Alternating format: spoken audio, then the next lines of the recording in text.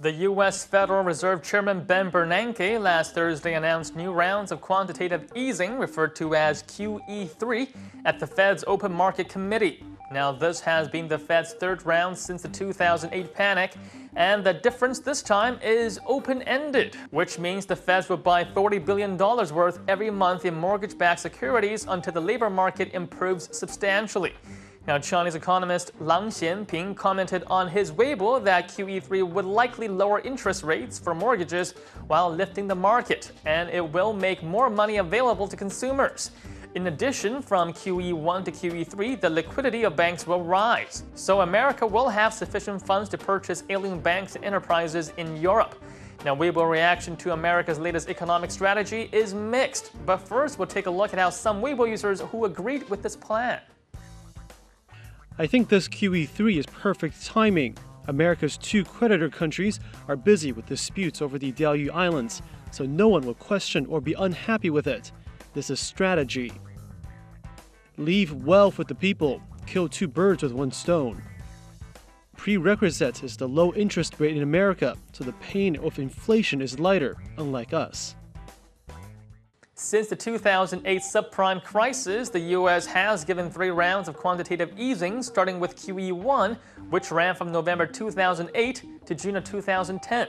The plan saw the Federal Reserve use newly created money to buy $2.1 trillion of mortgage-backed securities and short-term treasuries. QE2 provided $600 billion of reinvestments of cash from maturing securities in the QE1 portfolio. Now, although QE1 and QE2 didn't result in serious inflation, some analysts in the U.S. still think the announcement of QE3 actually implies the failure of QE1 and QE2 because they didn't reduce unemployment rates or stimulate consumption. According to Reuters, many people in the U.S. are still skeptical of QE3's effectiveness, as so do some Weibo users. Let's take a look. Americans concentrate its risks on their currency. I don't agree on the statement that QE3 will make the public richer.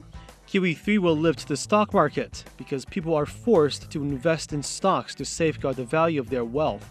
QE3 might lead to global inflation and weaken overall purchasing power of people everywhere. The liquidity of the dollar is very high, which means the currency they print out will flow out, so it will not make a big impact even if Americans have more money. If that happens in China, the inflation will be really bad. The world is paying for the currency Americans print. Well, according to Reuters, America picked a perfect time to announce the stimulation package to buy $40 billion of mortgage-backed securities each month until the outlook of the labor market improves substantially.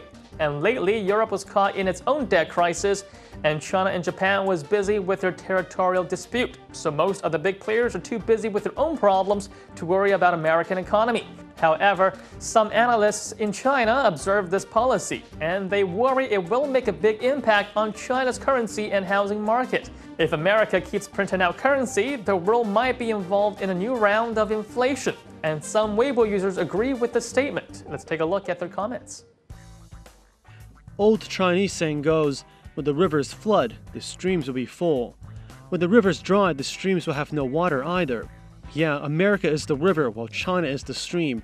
America feels nothing, China feels inflation. China bought so much American debts, making America richer and consolidating its dominant role. But us? China will have another round of inflation. Of course, everyone at this point is guessing and speculating.